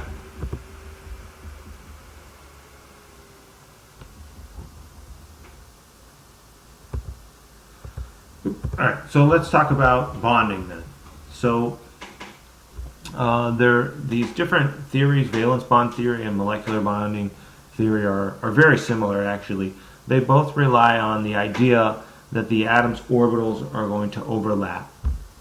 And when we think of orbitals, we want to think of those as mathematical wave equations. It's weird that the universe, or that these particles existing, have this mathematical basis to them. But that is the reality that we have. I mean, these mathematical equations describe the properties and behavior of these atoms quite well. And so we're almost kind of treating electrons as a mathematical equation. And since an equation can have a positive sign or a negative sign, mathematically, these waves can be positive or negative. So taking a visual approach to thinking about these waves, if I've got two waves and they're going to start overlapping here, if they're both positive, then that area where they've overlapped, the positive sign of one adds to the positive sign of the other, and I get an even larger positive value in that area, and that's called constructive interference. So anytime two waves have the same sign, either both positive or both negative, they're going to add together. And since the waves represent electron density, if these little dots here represent my nuclei, so maybe this is a hydrogen bonded to a hydrogen, in the area between the hydrogens where their orbitals are overlapping, if those orbitals have the same sign, I get even more electron density in that area. So that's when I get a molecular orbital that's called a bonding molecular orbital. I get the electrons existing primarily in the area between the atoms. They're mostly existing in this area because that's the highest probability of electron density. The larger the mathematical value for the wave, the higher the electron density in that area. And I get a larger mathematical value if the waves that are overlapping have the same sign and add together constructively. Alternatively, if I were to overlap one hydrogen that had a positive wave sign for its electron with a hydrogen that had a negative wave sign for its electron, well, then in the area of overlap, I have a positive value and a negative value, and when I add those together, I'm going to cancel out, and that's where I get a node. And this is called destructive interference. So anytime two atoms' orbitals overlap, I actually always get both, because there's really equal amounts of overlap that create constructive interference as there are as destructive interference. There's no way to predict what's going to happen exactly, but both of these will happen at the, actually, let me take that back. Both of these will happen at the same time. So I'll have a hydrogen with a positive wave sign overlapping with a hydrogen with the positive wave sign. That's going to give me constructive interference. If I have a hydrogen overlapping with a negative wave sign with a hydrogen with another negative wave sign, negative plus a negative also adds together and gives me constructive interference. But then there's also, what will also be happening is a hydrogen with a positive and a hydrogen with a negative wave sign will be overlapping, and those will cancel out. That will give me destructive interference. And then there's also one more possibility where this hydrogen has a negative wave sign and the other one has a positive wave sign, and so that would also give me destructive interference. So, I have a question. yes. So what exactly do you mean by like positive or negative wave sign, and how do you know when it's happening, or like when it's going to happen? So what I mean by positive or negative wave sign is the mathematical value for the wave equation that's used to represent the electrons has a positive or negative mathematical sign. So like a number, so instead of thinking of equation, we could simplify it. It's kind of an oversimplification, but it's okay for the point of discussion. So if I have the number 5, I could have a positive 5 or I could have negative 5. It's just a number, and it could be positive or negative, right? So if I add 5 plus 5, I get 10. If I add 5 plus negative 5, I get 0. So when the wave equation ends up with a positive sign, that's kind of like a positive number. If the wave equation has a negative sign, it's kind of like a negative number. And so when I'm adding numbers or adding waves, if they have the same sign, they add and give me an even larger value. If they have opposite signs, they cancel out. And both things are happening at the same time.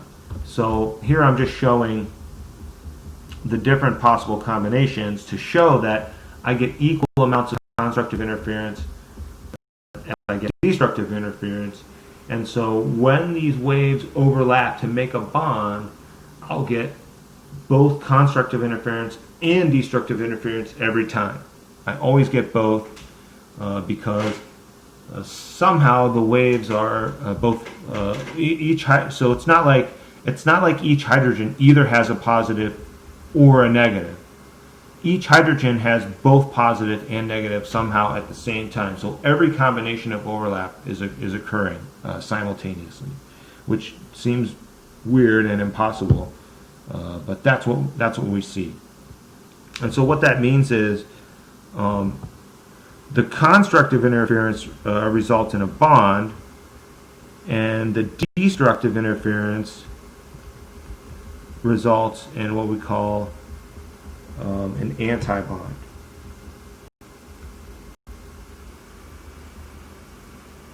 Both happen at the same time, and whenever atomic orbitals overlap here to create molecular orbitals, the number of orbitals overall can't change or is conserved.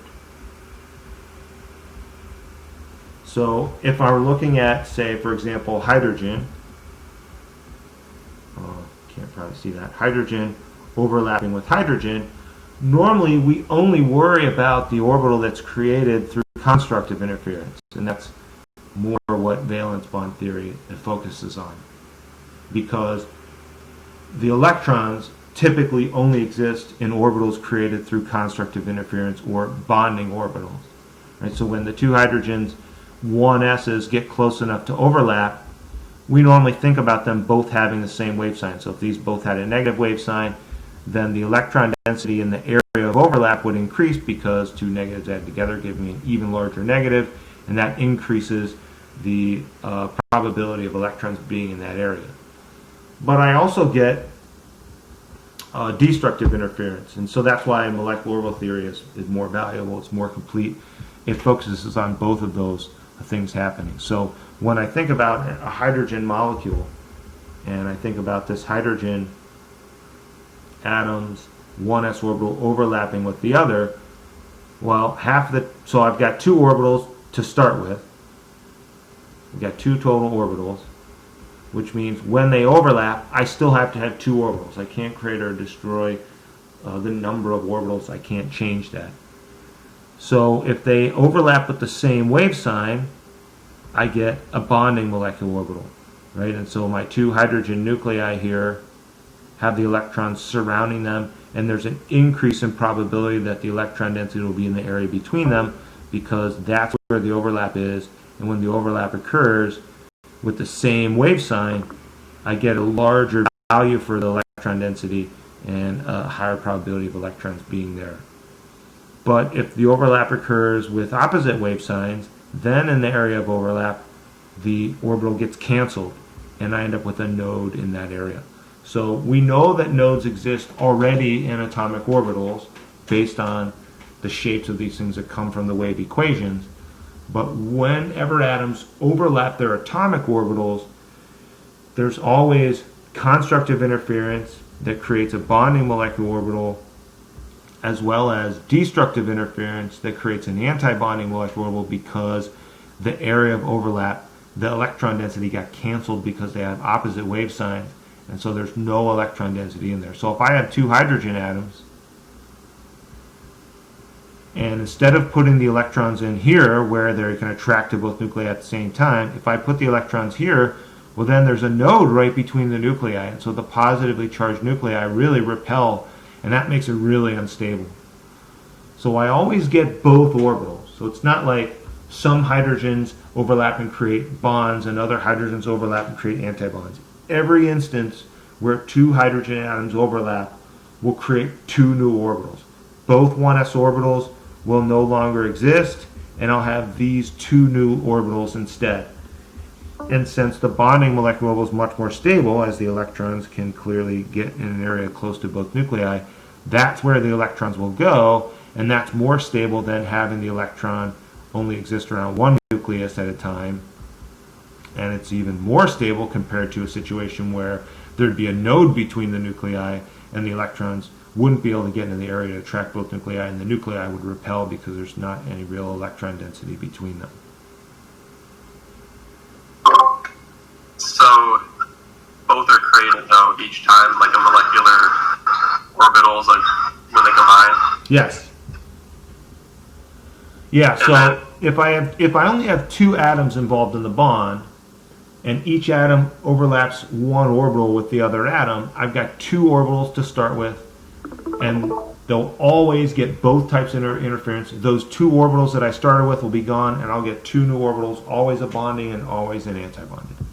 And then they will create one node and then one like area of electron density. Yes. When the overlapping is constructive interference, I get more electron density than I would otherwise have. And when the overlap creates destructive interference, I get a node in that area. Absolutely.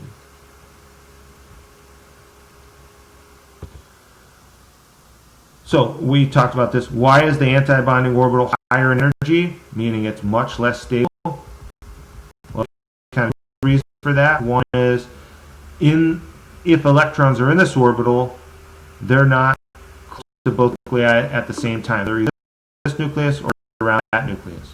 So electrons can't really effectively attract to both nuclei or both areas of positive charge. And two is also a consequence of that, since there's no electron density between the atoms because it got canceled out by the fact that the waves had opposite mathematical signs. That means the node between the nuclei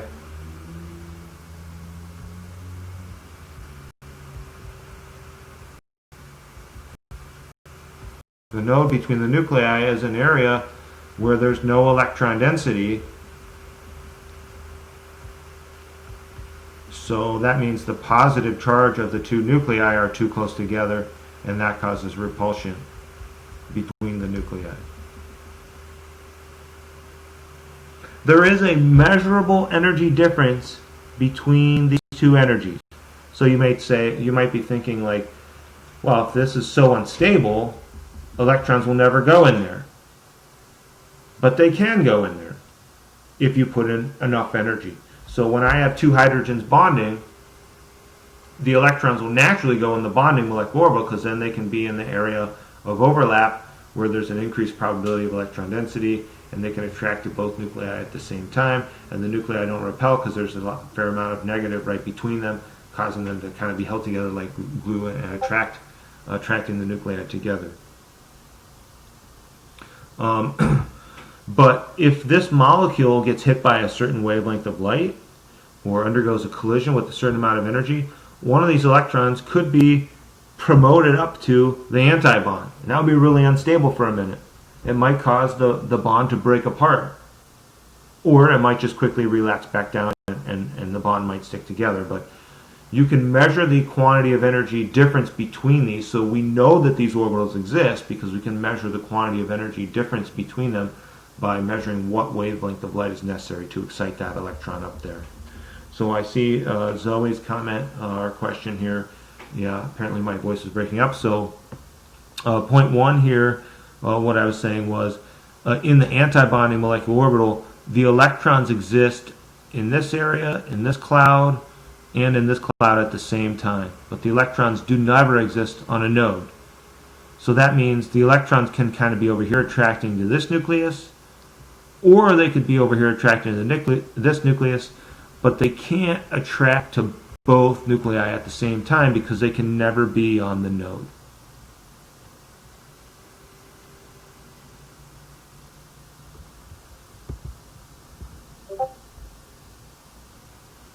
Cool. So let's just think for a moment about what would happen if helium formed a molecule. So we probably never thought about that. Right? When we think about helium, we always think of helium as an individual atom, right? It's already a noble gas. It has two valence electrons. It's got a noble gas configuration. Why would it ever bond? Well, we could easily imagine it bonding.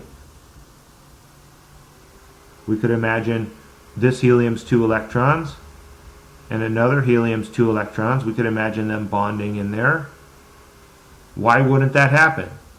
What we've said is, if the 2 heliums get close enough for their electrons in their orbitals to overlap, well, then the area of overlap will create both constructive interference and destructive interference. So I'll get electrons in these new molecular orbitals.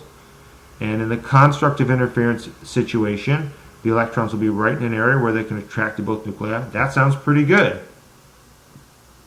So what's the difference between that and hydrogen? Why would the helium not form a molecule and hydrogen would form a molecule? What's the difference? Is it because you can only fit 2 in the 1s orbital, like 2 electrons? Right, so we can have 2 electrons in this 1s orbital, and we can have 2 electrons in this 1s orbital. So that means we've got a total of 4 electrons, right, 2 in each. So if these 2 heliums do get close enough to overlap and create the molecular orbitals, that means I have 4 electrons. So I can put 2 of those 4 in the bonding molecular orbital, but if I'm dealing with helium, I still have to put 2 electrons in the anti-bonding molecular orbital. Right? So if we look at the energy values here, what we can see is the bonding molecular orbital is more stable than the situation where they're not even overlapping and not bonding at all. But the anti-bonding is unstable by the same amount compared to the situation where they're not bonding at all. So this is a non-bonding situation. So if they're not going to bond at all, that puts the electrons at a certain energy level, a certain level of stability. And if we had 4 total electrons to begin with, 2 of those 4 could go in the bonding molecular, they'd be more stable. But 2 would have to go in the anti-bonding molecular since we have 4 total, and those would be less stable by the same amount. So any energy advantage associated with the stability of the bonding molecule is canceled out by the energy disadvantage or the instability associated with the electrons in the anti-bonding molecule.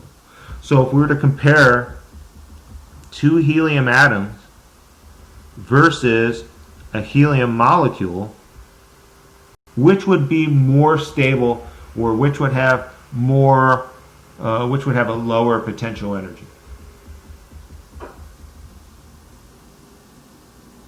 It's not really a fair question, because the answer is they would have the same potential energy.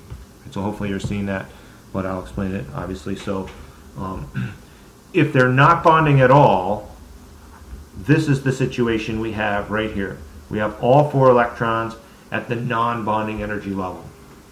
If they bond to form a molecule, then 2 of those electrons are made more stable by a certain amount, and the other 2 electrons are made less stable by the same amount. So it just cancels out. So the overall energy of having 2 electrons in the anti-bonding and 2 in the bonding is the same as the overall energy if they didn't bond at all and the orbitals never even overlapped.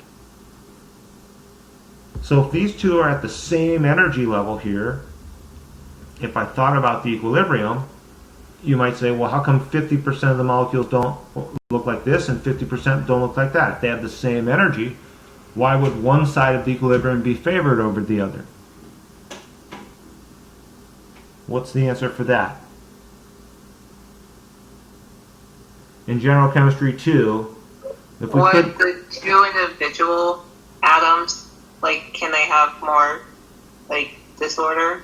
Yes, entropy. Right, exactly. I was just about to say, very good, Akua.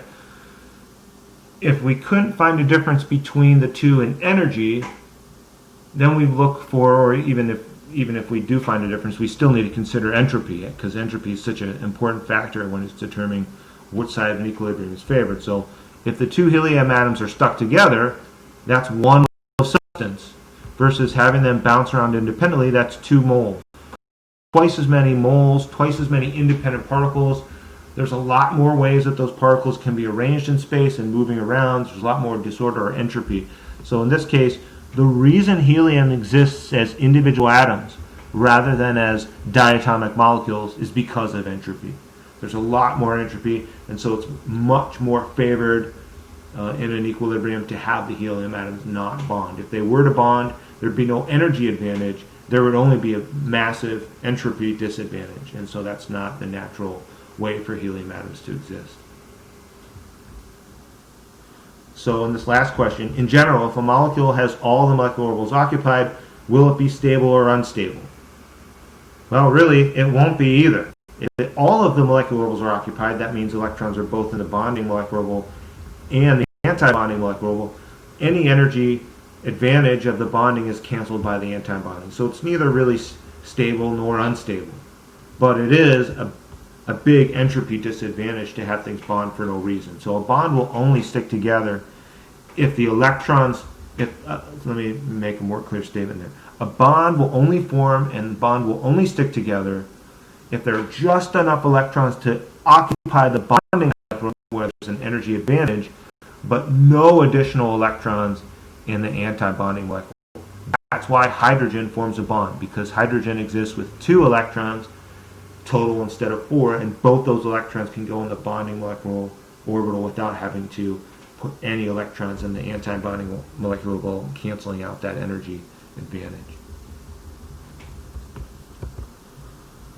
So that's a simple situation. That situation we talked about is really as far as you need to go in terms of this level of depth, right? So when we're talking about bonding and anti-bonding, if I'm asking you questions on the exam or whatever, there'll be questions where I'm asking you about individual atoms forming a molecule with 2 atoms. Once you get to molecules like this one here, where you have more than 2 atoms, you have to do computer calculations to get an idea of what the molecular orbital shapes are, because if we think about carbon and hydrogen and bromine, we could think about the carbon, it has an orbital, and the bromine, it has an orbital, and those would overlap. There would be both constructive and destructive interference there, and then the carbon's orbital would overlap with the hydrogen's 1s, and there'd be both constructive and destructive interference there, and we would get the same thing happening here. But it's not quite as simple as we just said. So even though the carbon-hydrogen bond involves orbital overlap, which would be both destructive and constructive, really what happens is I have all these orbitals overlapping at the same time, and they all kind of get added together to create some wacky orbital shapes that are difficult to predict without high-powered computer calculations. So this slide here is just meant to show you some examples of that. So if you have like 2 hydrogens only, like we did in the last example, or 2 heliums only, like we did in the last example, we can predict what the shape of the bonding and anti-bonding orbitals will look like, and we know that the electrons are going to be much more stable in the bonding orbital versus the anti-bonding orbital. But in a more complex molecule, I would not expect you to predict what the shapes of the molecular orbitals would look like. I might show you those shapes on a slide or something, and we would discuss it, and it might be relevant to reactions or properties of atoms or whatnot. But in this example, the black is the carbon, the orange is the bromine, the whites are hydrogen. And so this is just 2 molecular orbitals. There are many molecular orbitals that exist for this molecule because there are many atomic orbitals overlapping. I've got a 1s for each of these hydrogens, so that's 3 1s's overlapping with some of these carbon's orbitals, 4 carbon orbitals, and then 1 bromine. So I've got 8 total orbitals overlapping, and so I have to end up with 8 molecular orbitals total. And so we're not showing all 8 of them here, we're just showing a couple. But you can see the red and the blue clouds here represent the electron density. So in this molecular orbital shape, a lot of the electrons are in this area over here, and some are in this area over here, and you can see there's a node here that results from some destructive interference in some of that overlap. This orbital over here on the right has 1, 2, 3 visible nodes, and there's 1, 2, 3, 4 areas of electron density. And so typically, if I'm overlapping 8 atomic orbitals and I get 8 molecular orbitals, some of those molecular orbitals will not have very many nodes because they'll mostly involve constructive interference, and the electrons will be able to get into areas close to the nuclei and form nice attractions. And so that's really what covalent bonding is. When atoms come together to make molecules, even if the molecule has a fairly decent number of atoms, the electrons get into all the bonding molecular orbitals and none of the antibonding molecules. So this orbital right here looks like an antibonding orbital. It's got multiple nodes. Most of the electron density isn't really close to many nuclei at the same time, and so electrons wouldn't really be very stable in this molecular orbital. Here I can see a lot of this electron density is focused right around the atom's nuclei, and some of it over here as well around the bromine's nuclei. And so this is a much more stable nucleus, or a much more stable molecular orbital that doesn't involve as much destructive interference. Any questions about any of that? Is a node always the result of deconstructive interference? That is a great question. Not necessarily. So remember that, for example, let's say we've got a couple carbons. We talked earlier about p orbitals, right? So like the 2p, we said for a nucleus, the electron density would be on the x-axis, and there's a node YZ plane, right? So if I have that situation here, maybe I just kind of flip it on the side, and I look at my p orbital here, there's a node right here in this plane, oops, and this carbon has a node in its plane as well. So if these started overlapping here destructively and constructively, and I looked at the molecular orbitals that exist, if they overlap constructively, I'm going to get more electron density in that region, so I'll get kind of an orbital that looks like this. So all the electron density up here and down here is represented there, and that would result from the constructive interference. But basically, Ethan, because there was a node already there, there's still a node there in the molecular orbital. So some nodes exist in a molecular orbital because they already existed in the atomic orbital. If I look at the destructive interference here in the area of overlap, and I try to imagine what the molecular orbital might look like, well, there's already a node in the plane of the atoms because of the way p orbitals already exist with a node. And now, if this is destructively interfering here and here in the area of overlap, I would have another node. So in this molecular orbital, the electron density would be kind of stuck in these four quadrants above and below the plane of the carbons where there was already a node in the p orbital. But now there's a new node due to the destructive interference. So some of the nodes are already there because not all atomic orbitals have zero nodes, and some of the nodes are created by the destructive interference. Great question. Okay, thank you. So just to clarify here, answer the questions on this last slide, how many electrons can fit in the areas represented below? So if I'm including all of the red here and all of the blue, how many total electrons can fit in that?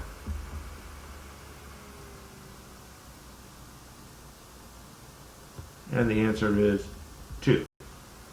Because 2 electrons is the maximum number of electrons that can fit in any orbital, whether it be a 1s, a 5s, a 3p, atomic orbital, or a molecular orbital, whether it's a bonding molecular orbital or an anti-bonding molecular orbital, whether the orbital has 1 node or 3 nodes, it doesn't matter. If it's an orbital, it can hold 2 electrons max. That's true for all orbitals. Any questions about anything? Wait, just to make sure, the red and the blue, that's one orbital? Yes. So here on the left-hand side, this is one orbital, and here on the right-hand side, this is one orbital. It just happens to have a lot of nodes, so it's split into multiple sections that aren't really connected. And then if there's no like electron in an orbital, like, does it just sit there? Yep, if there's no electrons in it, it still exists, and it's still relevant because what we're going to find as we go through the semester is, so let's say this here is an anti-bonding orbital, and it's empty. So there's no electrons in it. It's still important because if I have, say, like a chlorine atom or something, and I want to make a new bond I want to do a reaction. I want to take this bromine and push it out. I want it to break its bond with the carbon and pull these electrons away from the carbon. And I want the chlorine to bring electrons in. Well, there has to be an empty orbital for the chlorine's electrons to move into.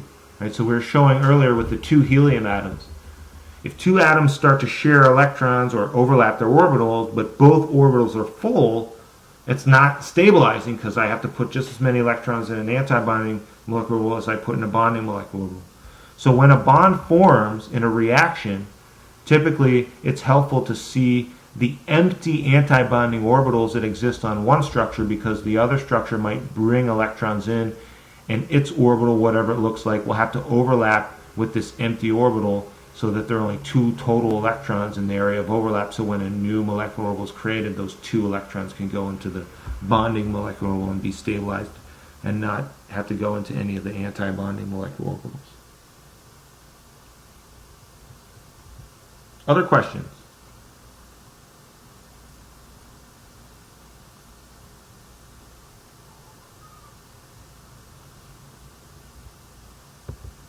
Alright, so these are the bullet points related to the content we talked about today, and so the exam that you're going to be taking next week in lab will have 1, 2, or 3 questions, and they'll be taken from these bullet points. Molecular orbitals are a big part of what we talked about. Drawing Lewis structures is a big part of what we talked about. Calculating orbital charge, looking at electronegativity differences and bond polarity, looking at some of the shapes of the orbitals. So probably the exams questions that you're going to see next week will relate to those major themes of what we talked about today. So make sure you practice the questions on the quiz and some of the questions in the textbook to help prepare you, and let me know if you have questions about those. So here are the specific problems from Chapter 1 that I recommend you practice to prepare for the first exam. You can also look at the practice exam questions on Canvas and practice those. You can compare your work to the answer key on the practice exam when you're looking at practice exam questions. You can compare your work to the solutions guide for the textbook that I emailed out on Canvas on Tuesday to everyone to check your work. And if you're not getting these things right, just send me a message and we can even connect on Discord through a voice chat or a message back and forth and look at some of the stuff in more detail, look at more examples together. So typically this is what it's going to consist of this semester, where I kind of will need the full 2 hours to just get through the basic concepts, and then you'll have to do most of the practice on your own. And if you're really struggling with a lot of practice problems, then we'd want to set up some times to discuss some of those examples and hopefully use them to illustrate the points that would help you learn enough detail so that you can do well in the exam questions the following week.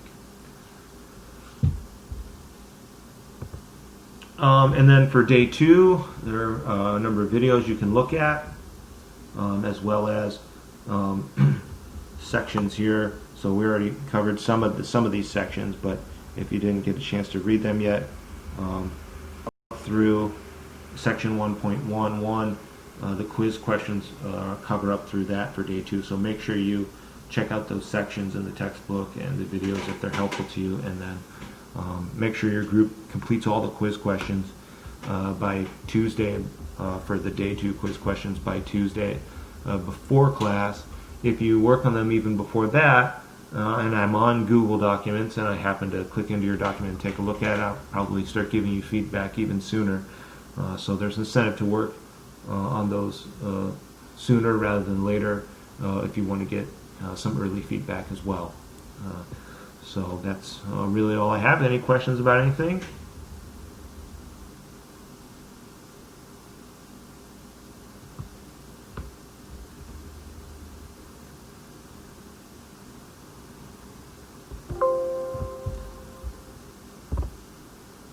All right, well, I will hopefully see some of you this evening, and we'll continue to work on lab. And like I said, send me questions that you have about anything that comes up anytime.